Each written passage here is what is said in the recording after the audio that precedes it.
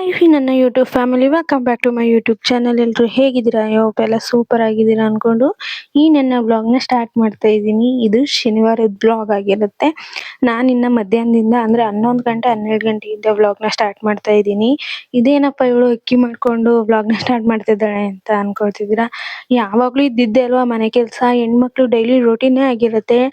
ಮನೆ ಕೆಲಸ ಮಾಡೋವಂಥದ್ದು, ಪಾತ್ರೆ ತೊಳೆಯೋದು, ಬಾಕ್ಲಿಗೆ ನೀರು ಹಾಕೋದು, ಮನೆ ಕಸ ಹೊಡಿಯೋದು, ಆಮೇಲೆ ನೀರು ಹಿಡಿಯೋದು, ಸ್ನಾನ ಮಾಡಿ ದೇವ್ರ ಪೂಜೆ ಮಾಡೋದು, ಅದಾದ್ಮೇಲೆ ತಿಂಡಿ ಮಾಡ್ಕೊಡೋದು, ಇದೆಲ್ಲ ನಾರ್ಮಲ್ ಆಗಿ ಇರೋವಂಥ ರೂಟೀನೇ.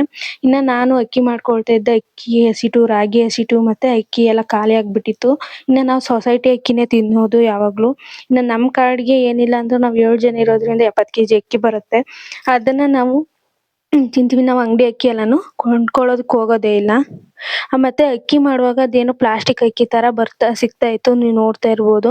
ಈ ತರ ಇದನ್ನ ಏನು ಅಂತ ಗೊತ್ತಿಲ್ಲ, ಪ್ಲಾಸ್ಟಿಕ್ ಅಕ್ಕಿನೋ ಏನೋ ಅಂತ ಗೊತ್ತಿಲ್ಲ. ನಿಮ್ಗೆ ಕ್ಲಿಯರ್ ಆಗಿ ಕಾಣಿಸ್ತಿಲ್ಲ ಅಂದ್ರೆ ಮತ್ತೆ ಕ್ಲಿಯರ್ ಆಗಿ ತೋರಿಸ್ತೀನಿ. ಇನ್ನ ಅಕ್ಕಿ ಮಾಡ್ಕೊಂಡಾಗ ಅದ್ರ ಕೆಳಗಡೆ ನುಚ್ಚು ಉಳ್ಕೊಂಡಿರುತ್ತಲ್ಲ, ಅದ್ರಲ್ಲಿ ನಾವು ಅಕ್ಕಿ ಹಿಟ್ಟಿಗೆಲ್ಲ ಮಿಲ್ ಮಾಡಿಸ್ಕೊತೀವಿ, ಅಂದ್ರೆ ಅಕ್ಕಿ ರೊಟ್ಟಿ ಹಾಕ್ಲಿಕ್ಕೆ ಎಲ್ಲ. ಇನ್ನ ಅದ್ರ ಒಂದಾಡ್ದಾಗ ಕೆಳಗಡೆ ಹುಳ ಇದ್ರೆ ಮತ್ತೆ ಕಲ್ಲಿದ್ರೆ ಎಲ್ಲ ಬಿದ್ದಿರುತ್ತೆ ಅಲ್ವಾ, ಅದನ್ನೆಲ್ಲ ನೀಟಾಗಿ ಜಾಲಿಸ್ಕೊಂಡು ತೊಳ್ಕೊಂಡು ಒಣಗಿಸ್ಕೊಂಡು ಮಿಲ್ ಮಾಡಿಸಿ ಇಟ್ಕೊಳ್ತೀವಿ. ಇನ್ನು ಅಕ್ಕಿಯನ್ನು ಒಂದೊಟ್ಕೊಂಡು ಇದ್ದಾಗಿದ ತಕ್ಷಣ ನಮಗೆ ನೆಕ್ಸ್ಟ್ ಇರೋದೆ ನನಗೆ ರಾಗಿ ಹಿಟ್ಟು ಒಂದೊಟ್ಕೊಳ್ಳೋದು. ನಿಮ್ಗೆ ನಾನು ಆಗ್ಲೇ ಹೇಳ್ದಂಗೆ ಹತ್ರದಿಂದ ತೋರಿಸ್ತೀನಿ ಅನ್ನೆಲ್ಲ ನೋಡಿ ಕ್ಲಿಯರ್ ಆಗಿ ಕಾಣಿಸ್ತಿದೆ ಅನ್ಕೊಳ್ತೀನಿ. ಅದೇನು ಪ್ಲಾಸ್ಟಿಕ್ ಅಕ್ಕಿನೋ ಏನೋ ಅಂತ ಗೊತ್ತಿಲ್ಲ. ಒಟ್ಟು ನಿಮಗೆ ಗೊತ್ತಿದ್ರೆ ಕಮೆಂಟ್ ಮಾಡಿ. ಅದೇನು ಅಕ್ಕಿ ಅಂತ ನನಗೂ ಗೊತ್ತಿಲ್ಲ. ನೋಡಿ ಈ ತರ ಅಕ್ಕಿ ಸಿಗ್ತಾ ಇತ್ತು, ಅದು ತೆಗ್ದಾಗ ಎಸಿತಾ ಇದ್ದೆ ನಾನು. ಅದೇನು ಎತ್ತ ಅಂತ ನನಗೂ ಗೊತ್ತಿಲ್ಲ. ಇನ್ನ ನಮ್ಮ ಮಾವ ಇವತ್ತು ಅವರೆಕಾಯಿ ಸುಲಿತಾ ಇದ್ದಾರೆ. ಸಂತೆಯಿಂದ ಬರುವಾಗ ಅವರೆಕಾಯಿ ತರಿಸಿದ್ದೆ. ವೀಕ್ಲಿ ಒಂದ್ಸರಿನಾರು ಅವರೆಕಾಯಿ ನಮ್ಮ ಮನೆಯವ್ರು ಬರುವಾಗ ತರಿಸ್ತೀನಿ. ಹಂಗೆ ಇವತ್ತು ಕೂಡ ತರಿಸಿದ್ದೆ. ಇನ್ನ ಸಂಜೆಗೆ ಇವೆಲ್ಲನೂ ನೆನೆ ಹಾಕಿ ಚಿಲ್ಕಿಸ್ಬಿಟ್ಟು ಚಿಲ್ಕವ್ರೆಕಾಳು ಸಾರು ಶಾವಿಗೆ ಮಾಡೋಣ ಅಂದ್ಬಿಟ್ಟು ಸುಲಿಸ್ತಾ ಇದ್ದೀನಿ. ಇನ್ನು ನಾನು ಒಂದ್ ಕಡೆ ಅಕ್ಕಿ ಎಲ್ಲಾನು ಹೊಂದಾಡ್ಕೊಳ್ತಿದ್ದೆ ಅಲ್ವಾ, ನನಗೂ ಟೈಮ್ ಇರ್ಲಿಲ್ಲ. ಹಂಗಾಗಿ ಇನ್ನು ನನ್ನ ಮಗಳು ಮನ್ಗಿದ್ಲು, ಎದ್ಬಿಟ್ಟು ಅವ್ರ ಅಜ್ಜಿ ಗೊಂಬೆ ತೊಳಿತಾ ಇದ್ರ, ಅಲ್ಲಿ ಹೋಗ್ಬಿಟ್ಟು ಹೆಂಗ್ ಮಾತಾಡ್ತಿದ್ದಾಳೆ ಅಂತ ನೋಡಿ ನೀವು ಒಂದ್ಸರಿ ಕೇಳಿಸ್ಕೊಳ್ಳಿ.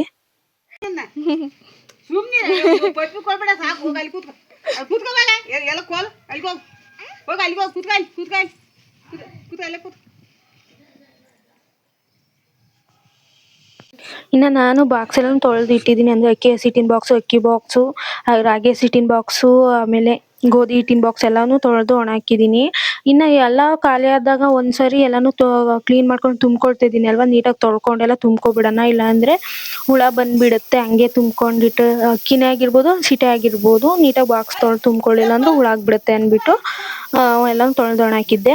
ಇನ್ನು ಬಾಕ್ಸ್ ತಂದ್ಬಿಟ್ಟು ಅಕ್ಕಿ ಎಲ್ಲ ಮಾಡ್ಕೊಂಡಾಗಿತ್ತಲ್ವಾ, ಅದನ್ನ ಏನು ಒಂದಾಡಿ ಇಟ್ಕೊಂಡಿದ್ದೆ ಅದನ್ನ ಈ ದೊಡ್ಡ ಬಾಕ್ಸಿಗೆ ತುಂಬ್ಕೊಳ್ತಾ ಇದ್ದೀನಿ. ಅಕ್ಕಿ ಏನಿಲ್ಲ ಅಂದ್ರೂ ನಮ್ಮಲ್ಲಿ 15 ದಿವಸಕ್ಕೆ ಒಂದು ವಾರಕ್ಕೆ ಖಾಲಿ ಆಗ್ಬಿಡೋದು. ಅಂದ್ರೆ ನನ್ನ ಮಗನ ಸ್ಕೂಲಿಗೆ ಕಳಿಸ್ತಿರೋದ್ರಿಂದ ನಾನು ದಿನ ತಿಂಡಿನೇ ಮಾಡ್ತಿದ್ದೆ. ಫಸ್ಟ್ ಆದ್ರೆ ಅಕ್ಕಿ ಬೇಗ ಖಾಲಿ ಆಗ್ತಿರ್ಲಿಲ್ಲ. ಚಿಕ್ಕ ಬಾಕ್ಸಲ್ಲಿ ಇಟ್ಕೊಂಡಿದ್ರು ಒಂದು 20 ದಿವಸ ಬರೋದು. ಅಂದ್ರೆ ಜಾಸ್ತಿ ರೊಟ್ಟಿನೇ ನಾವು ಹಾಕೊಂಡು ತಿನ್ನೋದು.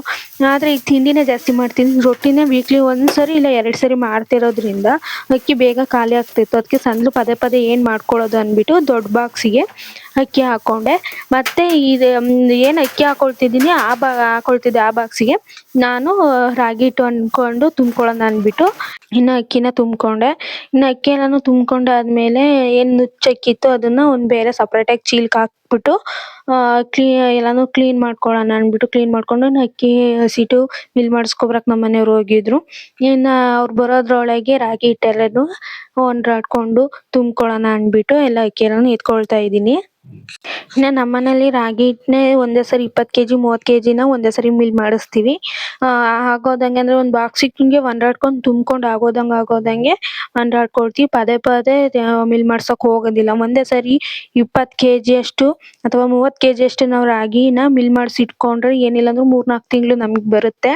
ಹಾಗಾಗಿ ಪದೇ ಪದೇ ಮಿಲ್ ಮಾಡಿಸೋದೇನು ಅಂದ್ಬಿಟ್ಟು ಒಣಗಿಸಿ ಮಿಲ್ ಮಾಡಿಸಿರ್ತೀವಿ ನಾವು ರಾಗಿ ಹಿಟ್ಟನ್ನ. ಇನ್ನು ರಾಗಿ ಹಿಟ್ಟೆಲ್ಲನೂ ನಾನು ಒಂದು ಬಾಕ್ಸಿಗೆ ಹೊಂದಾಡ್ಕೊಂಡು ತುಂಬ್ಕೊಳ್ತಾ ಇದ್ದೀನಿ. ಅಲ್ಲೂ ಕೂಡ ನನ್ನ ಮಗಳು ಬಂದು ನನಗೆ ತೊಂದರೆ ಕೊಡ್ತಾ ಇದ್ದಾಳೆ. ರಾಗಿ ಹಿಟ್ಟೆಲ್ಲ ತುಂಬ್ತಾ ಇದ್ದೆ, ಅದ್ರೊಳಗೆ ಕೈ ಹಾಕೋದು, ಬಂದು ಮಾಡೋದು, ರಾಗಿ ಹಿಟ್ಟು ಮೈ ಮೇಲೆ ಕುಯ್ಕೊಳ್ಳೋದು, ಮತ್ತೆ ತಿನ್ನೋದೆಲ್ಲ ಮಾಡ್ತಾ ಇದ್ದಾಳೆ. ಇನ್ನ ನಮ್ಮನೆಯವರು ಅಕ್ಕಿ ಮಾಡ್ಕೊಂಡು ರಾಗಿ ಹಿಟ್ಟು ಹೊಂದಾಡ್ಕೊಳ್ಳೋದ್ರಷ್ಟರೊಳಗೆ ಅಕ್ಕಿ ಹಸಿಟ್ಟನ್ನು ತಂದ್ರು ಮಿಲ್ ಮಾಡಿಸ್ಕೊಂಡು ಇನ್ನು ಅದನ್ನು ಕೂಡ ಹೊಂದಾಡ್ಕೊಳ್ತಾ ಇದೀನಿ. ಇದನ್ನು ಕೂಡ ಹೊಂದಾಡ್ಕೊಂಡು ಬಾಕ್ಸಿಗೆ ತುಂಬ್ಕೊಳ್ಳೋದು ಅಷ್ಟೇ ಇರೋದು. ಇನ್ನೆಲ್ಲಾನು ಹೊಂದಾಡ್ಕೊಂಡು ಇನ್ನ ನನ್ನ ಮಗನ್ನ ಆಸ್ಪತ್ರೆಗೆ ಕರ್ಕೊಂಡು ಹೋಗ್ತಾರೆ ನಮ್ಮನೆಯವರು. ಅದಕ್ಕೆ ರೆಡಿ ಮಾಡ್ಬೇಕು ನಾನು.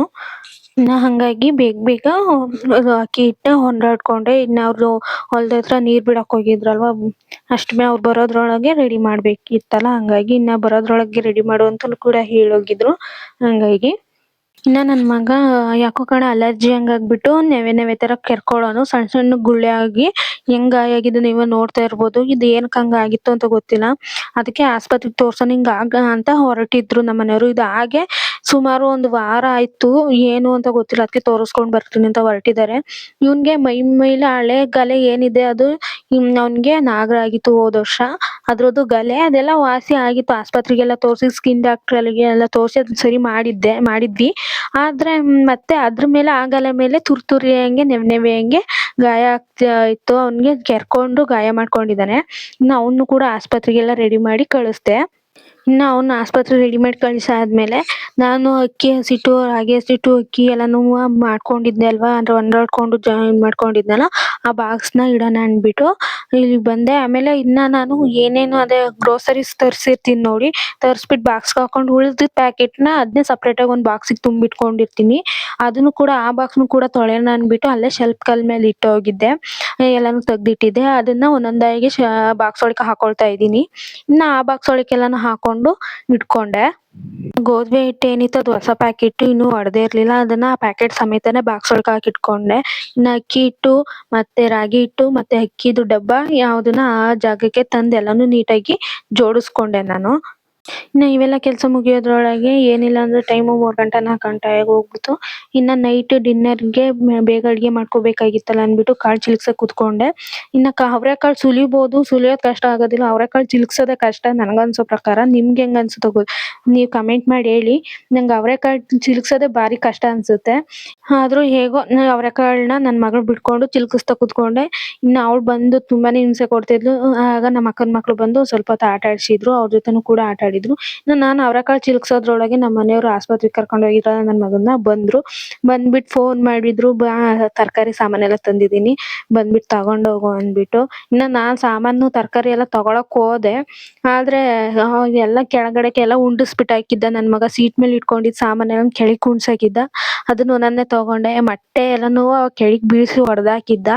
ಇನ್ನ ಮನೆಯವ್ರು ತಂದಿದ್ದ ಸಾಮಾನು ಏನ್ ತಂದಿದ್ದಾರೆ ಏನ್ ಬಿಟ್ಟಿದ್ದಾರೆ ಅಂತ ನೋಡೇ ಇರ್ಲಿಲ್ಲ. ಅದನ್ನು ಕೂಡ ನೋಡ್ಕೊಂಡು ಆ ಜಾಗಕ್ಕೆ ಎತ್ತಿಟ್ಕೊಳ್ಳೋಣ ಅಂದ್ಬಿಟ್ಟು ಎತ್ತಿಟ್ಕೊಳ್ತಿದ್ದೆ. ಇನ್ನ ತರಕಾರಿಗಳನ್ನೆಲ್ಲ ಹಂಗೆ ಕವರಲ್ಲಿ ಬಿಡು, ನಾಳೆ ಬೆಳಗ್ಗೆಗೆ ಎತ್ತಿಟ್ಕೊಳ್ಳೋಣ ಅಂತ ಬಿಟ್ರೆ ಎಲ್ಲ ಬೇವ್ತಂಗಾಗಿ ಇದಾಗ್ಬಿಡುತ್ತೆ, ಕೊಳ್ತಾ ಹೋಗ್ಬಿಡುತ್ತೆ. ನಾನು ಮರ್ತ್ಕೊಬಿಡ್ತೀನಿ. ಅದಕ್ಕೆ ಫಸ್ಟ್ ಬುಟ್ಟಿಗೆ ಅದು ಇಟ್ಕೊಳ್ಳೋಣ ಅಂದ್ಬಿಟ್ಟು ಆ ಕೆಲಸ ಫಸ್ಟ್ ಮಾಡ್ಕೊಳ್ತಾ ಇದ್ದೀನಿ. ನೋಡ್ತಾ ಇರ್ಬೋದು ನನ್ನ ಮಗಳು ನನ್ಗೆ ಕೆಲ್ಸಾನೇ ಮಾಡ್ಕೊಳಕ್ ಬಿಡ್ತಾ ಇಲ್ಲ. ಎಷ್ಟು ಹಿಂಸೆ ಕೊಡ್ತಿದ್ದಾಳೆ ಅಂದ್ರೆ ಈರುಳ್ಳಿ ಎಲ್ಲಾನು ಜೋಡಿಸ್ಕೊಳ್ತಾ ಇದ್ರೆ ಈರುಳ್ಳಿ ತೆಗ್ದು ಎಸಿಯೋದು, ಆ ಮೆಣಸಿನಕಾಯಿ ಬುಟ್ಟಿಗೆ ಹಾಕೊಳ್ತಾ ಇದ್ರೆ ಮೆಣಸಿನಕಾಯಿ ತೆಗ್ದು ಎಸಿಯೋದು, ಇದೇ ರಗಳೆ ಕೊಡ್ತಿದ್ದಾಳೆ. ನನಗಂತೂ ಸಾಕಾಗಿ ಹೋಗ್ಬಿಡ್ತು. ತರಕಾರಿನ ಎಸ್ದ್ಬಿಟ್ಟು ಅತ್ತೆಗೂ ಎದ್ದು ಹೋಗ್ಬಿಡೋಣ ಅನ್ನೋವಷ್ಟು ಹುಚ್ಚು ಹಿಡಿಸ್ಬಿಟ್ಲು. ಆದ್ರೆ ನನ್ಗ್ ಅನ್ಸೋದೇನ್ ಗೊತ್ತಾ, ನನ್ ಮಕ್ಳನ್ನ ನನಗ್ ರೋಸುವಾಗ ಹಿಂದಿನ ಕಾಲದಲ್ಲಿ 5, 4 ಅಥವಾ 10, 12 ಮಕ್ಳನ್ನ ಇರೋರು ಆ ಮಕ್ಳನ್ನ ಹೆಂಗ್ ಸಾಕೊಳ್ಳೋರು. ನಮ್ಗೆ ಇವತ್ತಿನ ಕಾಲದಲ್ಲಿ 2 ಮಕ್ಳನ್ನ ಒಂದೊಂದ್ ಮಕ್ಳನ್ನ ನಮಗ್ ಸಾಕಕ್ ಆಗ್ತಾ ಇಲ್ವಲ್ಲ. ಸಾಕು ಅನ್ನೋಷ್ಟು ಸುಸ್ತು ಮಾಡ್ತಾರೆ ನಮ್ ಮಕ್ಳು ನಮ್ಗೆ.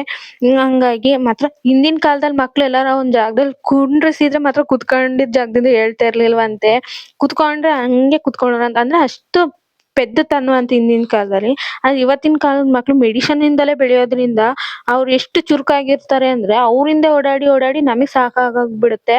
ಒಂದಿನ ಕೆಲ್ಸ ಮಾಡಿದ್ರು ಪರವಾಗಿಲ್ಲ, ಮಕ್ಳನ್ನ ನೋಡ್ಕೊಳ್ಳೋದು ಸಾಕು ಅನ್ನೋಷ್ಟು ಸುಸ್ತು ಮಾಡ್ಸಿರ್ತಾರೆ. ನನಗೆ ನನ್ ಮಗಳು ಒಬ್ಳು ಇಷ್ಟು ರೋಸಿದ್ರು, ನನ್ ಮಗ ಇದಾನಲ್ಲ ಅವನು 10 ಜನದ ಕೆಲ್ಸ ಕೊಡ್ತಾನೆ. ಇವ್ರಿಬ್ರು ಅಣ್ಣ ತಂಗಿ ಇಬ್ರು ಸೇರಿದ್ರೆ, ಅಂದ್ರೆ ನನ್ನ ಇಬ್ರು 2 ಮಕ್ಳು ಸೇರಿದ್ರೆ ಒಂದ್ ದಿನಕ್ಕೆ 20-30 ಮಕ್ಳನ್ನ ಸಂತಿಡಿಸಿದಷ್ಟು ಸುಸ್ತು ಕೊಟ್ಟು ಹೋಗ್ಬಿಡ್ತಾರೆ ಮಾತ್ರ. ನನಗ್ ಸಾಕಾಗಿ ಹೋಗ್ಬಿಡುತ್ತೆ. ಈಗ ನೋಡ್ತಾ ಇರ್ಬೋದು ನೀವು, ನಾನು ಸ್ಟ್ಯಾಂಡ್ಗೆ ಫೋನ್ನ ವಿಡಿಯೋಗೆ ಅಟ್ಯಾಚ್ ಮಾಡಿ ಬಿಟ್ಟಿದ್ದೀನಿ, ನಿಲ್ಸಿದೀನಿ. ಅವಳು ಅದನ್ನೇ ಹಿಡ್ಕೊಂಡು ಝೂಮ್ ಮಾಡಕ್ ಓಡಾಡ್ತಾ ಇದ್ದಾಳೆ. ನಾನು ಎಷ್ಟು ಹೇಳಿದ್ರು ಕೂರ್ದಂಗೆ, ನಾನು ಹಿಂದೆ ಬರ್ದಂಗೆ. ಎಳ್ದು ಸಾಕಾಗಿ ನಾನು ಒಂದಷ್ಟು ಹೊತ್ತು ಅವಳನ್ನ ಆಟ ಆಡಿಸ್ದೆ, ಮಾಡೋ ಕೆಲ್ಸನೂ ಬಿಟ್ಟು ಆಟ ಆಡಿಸ್ದೆ. ಇನ್ನು ಅವಳನ್ನ ತೊಡೆ ಮೇಲೂ ಕೂಡ ಹಾಕೊಂಡ್ ಮಲ್ಕೊಂಡು ಒಂದ್ ಸ್ವಲ್ಪ ಹೊತ್ತು ಮಲಗಿಸ್ದೆ. ಅವ್ಳು ಮಲಗ್ಲಿಲ್ಲ. ಆಮೇಲೆ ಅಲ್ಲೂ ಒಂದಷ್ಟು ಹೊತ್ತು ಆಟ ಆಡ್ಸಿ ಅವಳ ಜೊತೆ ಟೈಮ್ ಸ್ಪೆಂಡ್ ಮಾಡ್ದೆ. ಇನ್ನು ಅವಳು ಅದಕ್ಕೋಸ್ಕರನೇ ಇಲ್ಲಿ ಬಂದಿದ್ದಾಳೆ, ಇಲ್ಲಿ ನನಗೆ ರಗಳೆ ಕೊಡ್ತಾವಳೆ ಅಂದ್ಬಿಟ್ಟು ಇನ್ನು ಅವಳ ಜೊತೆನೂ ಆಟ ಆಡಿಸಿ ಅವಳ ಜೊತೆ ಟೈಮ್ ಸ್ಪೆಂಡ್ ಮಾಡೋದ್ರೊಳಗೆ ಟೈಮೇ ಆಗಿ ಹೋಗ್ಬಿಡ್ತು ಅಡ್ಗೆ ಮಾಡ್ಲಿಕ್ಕೆ. ಇನ್ನ ಸರಿ ಅಡ್ಗೆ ಮಾಡೋಣ ಅಂದ್ಬಿಟ್ಟು ಎದ್ದು ಅಡ್ಗೆಗೆ ರೆಡಿ ಮಾಡ್ಕೊಳ್ತಾ ಇದ್ದೀನಿ. ಇಲ್ಲಿ ಫಸ್ಟ್ ನಾನು ಗ್ಯಾಸ್ ಇಟ್ಕೊಂಡು ಒಂದು ಕುಕ್ಕರ್ ಹಾಕೊಂಡು ಅದಕ್ಕೆ ಎಣ್ಣೆ ಹಾಕೊಂಡು ಈರುಳ್ಳಿ ಟೊಮೆಟೊ ಹಣ್ಣನ್ನ ಕೂದ್ಬಿಟ್ಟು ಒಗ್ಗರಣೆಗೆ ಹಾಕೊಳ್ತಾ ಇದ್ದೀನಿ. ಇದಕ್ಕೆ ಸಾಸಿವೆ, ಕರಿಬೇವಿನ ಸೊಪ್ಪು, ಹಿಂಗು ಎಲ್ಲಾನು ಹಾಕೋಬಹುದು. ಕರಿಬೇವಿನ ಸೊಪ್ಪು, ಸಾಸಿವೆ ಎಲ್ಲ ಖಾಲಿ ಆಗ್ಬಿಟ್ಟಿತ್ತು. ಇಲ್ಲಿ ನಾನು ಬರೀ ಟೊಮೆಟೊ ಹಣ್ಣು, ಈರುಳ್ಳಿ ಹಾಕೊಂಡು ಒಗ್ಗರಣೆ ಹಾಕೊಳ್ತಾ ಇದ್ದೀನಿ. ಈ ಒಗ್ಗರಣೆಗೆನೆ ನಾನು ಅವರೆಕಾಳು ಚಿಲ್ಕ್ಸ್ ಏನ್ ಇಟ್ಕೊಂಡಿದ್ದೆ ಆಗ್ಲೇ ಅವರೆಕಾಳು ಅದನ್ನ ಕೂಡ ತೊಳೆದ್ಬಿಟ್ಟು ಹಾಕೊಳ್ತಾ ಇದ್ದೀನಿ. ಇದ್ರೊಳಗೆ ಸೇರಿಸ್ಕೊಳ್ತಾ ಇದ್ದೀನಿ.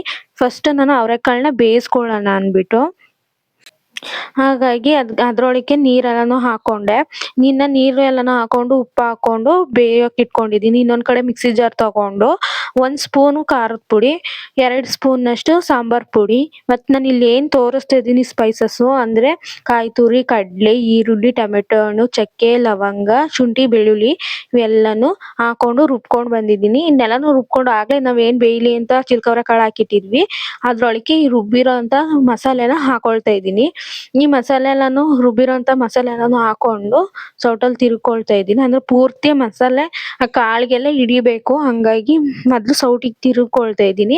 ಆಮೇಲೆ ಮತ್ತೆ ಮಿಕ್ಸಿ ಜಾರಿಗೆ ನೀರ್ ಹಾಕೊಂಡು ಮಿಕ್ಸಿ ಜಾರಿನ್ ಅಂದ್ರೆ ಖಾರದ್ದು ಏನಿರುತ್ತೆ ಮಸಾಲೆದು ಆ ಮಸಾಲೆ ನೀರೆಲ್ಲಾನು ಹಾಕೊಂಡು ಸರಿ ಹೊಂದಿಸ್ಕೊಳ್ತಾ ಇದ್ದೀನಿ. ಇನ್ನ ಸರಿ ಹೊಂದಿಸ್ಕೊಂಡು ಉಪ್ಪು ಹಾಕೊಂಡು ಬೇಯಿಸ್ಕೊಂಡ್ರೆ ಚಿಲ್ಕವ್ರೆ ಕಾಳು ಸಾರು ರೆಡಿ.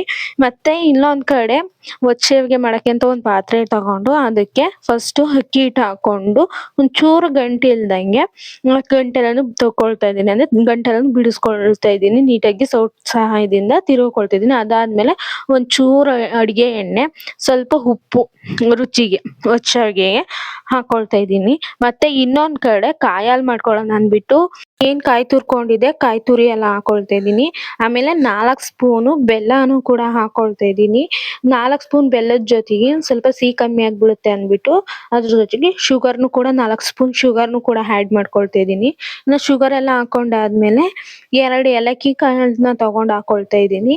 ಅದಾದ್ಮೇಲೆ ಒಂದ್ ಸ್ವಲ್ಪ ಒಣಶುಂಠಿನ ಪುಡಿ ಮಾಡಿ ಹಾಕೊಳ್ತಾ ಇದ್ದೀನಿ. ಅದ್ ಆಡಿಸ್ಕೊಂಡು ಬಂದ್ರೆ ಕಾಯಿ ಹಾಲು ಕೂಡ ರೆಡಿ ಆಗ್ಬಿಡುತ್ತೆ. ಇಷ್ಟೇ ಕಾಯಿ ಹಾಲು ಮಾಡೋದಿಕ್ಕೆ ಸಿಂಪಲ್ ಇಂಗ್ರೀಡಿಯೆಂಟ್ಸ್ ಹಾಕೊಂಡ್ರೆ ಕಾಯಿ ಹಾಲು ರೆಡಿ. ಇನ್ನ ನಾನು ಕಾಯಿ ಹಾಲನ್ನ ಪ್ರಿಪೇರ್ ಮಾಡ್ಕೊಳ್ಳೋದ್ರೊಳಗೆ ಒಚ್ಚಾಗಿಗೆ ಕುದಿ ಬಂದಿತ್ತು. ಆಮೇಲೆ ಹಿಟ್ಟು ಇಕ್ಕೊಳ್ತಾ ಇದ್ದೀನಿ, ಅಕ್ಕಿ ಹಿಟ್ಟನ್ನ ಒಚ್ಚಾಗಿಗೆ ನಾನಿಲ್ಲಿ ನಾನು ತೋರ್ಸಿದ್ನಲ್ಲ ಆ ಬಟ್ಲಲ್ಲಿ 3 ಬಟ್ಲಷ್ಟು ಹಿಟ್ಟು ಹಾಕೊಂಡೆ.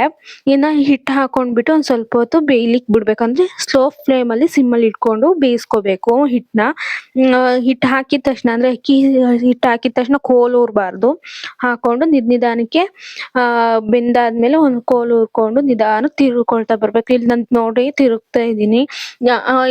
ಈ ತರ ಅಗ್ಲನೆ ಪಾತ್ರೆಗಿಂತ ಗುಂಡು ದಪ್ಲಿ ಇರುತ್ತೆ ನೋಡಿ, ಗುಂಡಾಗಿರುತ್ತಲ್ಲ ತಪ್ಲಿ, ಆ ತಪ್ಲಿಲಿ ಹಿಟ್ಟು ತಿರ್ಗಕ್ ಚಂದ ಈಸಿ. ನನ್ಗೆ ಹಂಗೆ ತಪ್ಲಿಲಿ ತಿರುಗಿ ರೂಢಿಯಾಗಿ ಈ ಅಗ್ಲನೆ ಪಾತ್ರೆಲಿ ತಿರ್ಗೋದಿಕ್ಕೆ ಒಂದ್ ಸ್ವಲ್ಪ ಕಷ್ಟ ಆಯ್ತು.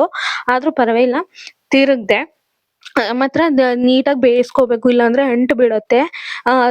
ಗೊತ್ತಾಗುತ್ತೆ ನಾವು ತಿರುಗುವಾಗ ನೀರ್ ಮುಟ್ಕೊಂಡು ಹಿಟ್ಟು ಮುಟ್ಟಿದ್ರೆ ಅದ್ ಕೈಗೆ ಅಂಟಲ್ಲ. ತಿರುಗ್ತಾ ತಿರುಗ್ತಾ ಗೊತ್ತಾಗುತ್ತೆ. ರಾಗಿ ಹಿಟ್ಟೆಲ್ಲ ತಿರುಗಿ ರೂಢಿ ಇರೋರ್ಗೆ ಗೊತ್ತಾಗಿರುತ್ತೆ. ಅಂದ್ರೆ ರಾಗಿ ಮುದ್ದೆ ಮಾಡ್ಲಿಕ್ಕೆಲ್ಲ ನಾವ್ ಹಿಟ್ಟು ಏನ್ ತಿರುಗ್ತೀವಿ ಹಂಗ್ ತಿರುಗಿ ರೂಢಿ ಇರೋರ್ಗೆ ಗೊತ್ತಿರುತ್ತೆ.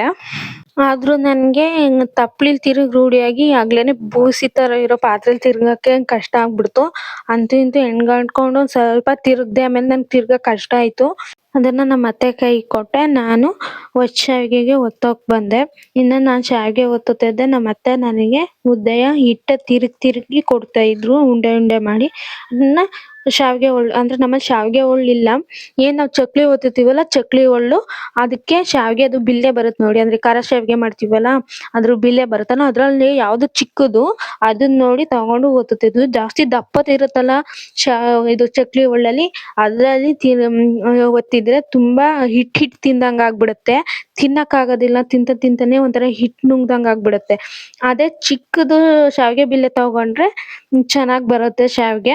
ಹಂಗಾಗಿ ಚಿಕ್ಕದ್ ತಗೊಂಡು ಒತ್ಕೊಳ್ತಿದೀನಿ. ಅಂದ್ರೆ ಫಸ್ಟ್ ಎಲ್ಲ ಹಿಂದಿನ ಕಾಲದಲ್ಲಿ ಹೆಂಗೆ ಅಂದ್ರೆ ಶಾವ್ಗೆಯ ಒತ್ತಕ್ಕೆ ಅಂತಾನೆ ಒಂದ್ ಮರದ್ದು ಮಿಷಿನ್ ಇರೋದು ಶಾವ್ಗೆ ಮಿಷಿನು. ಅದ್ರಲ್ಲಿ ಮೇಲಿಂದ ಒಬ್ರು ಒತ್ಬೇಕಿತ್ತು, ಕೆಳಗಡೆ ಒಬ್ರು ಪ್ಲೇಟ್ ಇಟ್ಕೊಂಡು ಇಟ್ಕೋಬೇಕಿತ್ತು. ಆಮೇಲೆ ಬಿಸಿ ಬಿಸಿದು ಹಾರೋಕ್ಕಿಂತ ಮುಂಚೆ ಬಿಸಿ ಬಿಸಿ ಮುದ್ದೆ ಹಾಕ್ಬಿಟ್ಟು ಒತ್ತೋರು. ಆ ತರದ ನಮ್ಮ ಅತ್ತೆ ಮನೇಲಿ ನಾನ್ ಮದ್ವೆ ಆಗಿ ಬಂದ್ ಹೊಸ್ತ್ರಲ್ಲಿ ನೋಡಿದ್ದೆ. ನಮ್ಮ ಅತ್ತೆಯವ್ರು ಶಾವ್ಗೆ ತಿನ್ನಕ್ಕೆ ಹಾಗೆ ಅಂದ್ರೆ ಅವ್ರು ತಿನ್ನಂಗೆ ಇಷ್ಟ ಆಸೆಯಾಗಿ ಅದ್ ಯಾರ್ ಮನೇಲೋ ಕಣೆ ಶಾವ್ಗೆ ಒಳ್ನ ಇಟ್ಕೊ ಬಂದು ಹೊತ್ತಿದ್ರು. ಅದ ನೋಡಿದ್ನಲ್ಲ ಹಂಗಾಗಿ ಮಾತಾಡ್ತಾ ಇದೀನಿ. ನಮ್ಮಲ್ಲಿ ಚಕ್ಲಿ ಒಳ್ಳು ಇರೋದ್ರಿಂದಲೇ ಅದ್ರಲ್ಲಿ ಒಬ್ರು ಮುದ್ದೆ ತಿರುಕೊಟ್ರು, ಒಬ್ರು ಒತ್ಕೋಬೋದಲ್ಲ ಮುದ್ದೆ ಹಾಕೊಂಡು ಅನ್ಬಿಟ್ಟು ಸುಮ್ನಾದ್ವಿ. ಯಾರ್ ಮನೆಗೂ ಇಸ್ಕೊಬರಕ್ ಹೋಗ್ಲಿಲ್ಲ. ಇರೋ ಮನೇಲಿ ಚಕ್ಲಿ ಒಳ್ಳೆಲ್ಲ ಹೊತ್ಕೊಂಡ್ವಿ. ಎಲ್ಲ ಹೊತ್ತಾದ್ಮೇಲೆ ಫಸ್ಟ್ ಶಾವ್ಗೆನ ಕಾಯಿ ಹಾಲಲ್ಲಿ ಟ್ರೈ ಮಾಡ್ತಾ ಇದೀನಿ. ಅಂದ್ರೆ ಕಾಯಿ ಹಾಲಲ್ಲಿ ಯಾಕೆ ಟ್ರೈ ಮಾಡ್ತಿದೀನಿ ಅಂದ್ರೆ ಫಸ್ಟ್ ಸಿಹಿ ತಿನ್ಬೇಕಂತೆ, ಆಮೇಲೆ ಖಾರ ತಿನ್ಬೇಕಂತೆ. ಆಮೇಲೆ ಫಸ್ಟ್ ಖಾರ ತಿಂದು ಆಮೇಲೆ ಸಿಹಿ ತಿಂದ್ರೆ ಹೊಟ್ಟೆ ಕಳ್ಳು ಮಳ್ಳಾಗ್ದಂಗ್ ಆಗ್ಬಿಡುತ್ತೆ ಅನ್ಬಿಟ್ಟು ಫಸ್ಟ್ ನಾನು ಶಾವ್ಗೆನ ಕಾಯಿ ಹಾಲಲ್ಲಿ ಟ್ರೈ ಮಾಡಿದೆ. ತುಂಬಾನೇ ಚೆನ್ನಾಗಿತ್ತು. ಕಾಯಿ ಹಾಲಿಗಂತೂ ಸೂಪರ್ ಆಗಿತ್ತು ಶಾವ್ಗೆ. ಅದಾದ್ಮೇಲೆ ನೆಕ್ಸ್ಟ್ ಹೋಗಿದ್ದೆ ಚಿಲ್ಕ ಅವರೆಕಾಳು ಸಾರು. ಚಿಲ್ಕ ಅವರೆಕಾಳು ಸಾರು ಜೊತೆಗೂ ಶಾವ್ಗೆ ತುಂಬಾನೇ ಚೆನ್ನಾಗಿತ್ತು. ಸೂಪರ್ ಆಗಿ ಬಂದಿತ್ತು ಮಾತ್ರ ಶಾವ್ಗೆ. ನನ್ಗಂತೂ ತುಂಬಾನೇ ಇಷ್ಟ ಆಯ್ತು.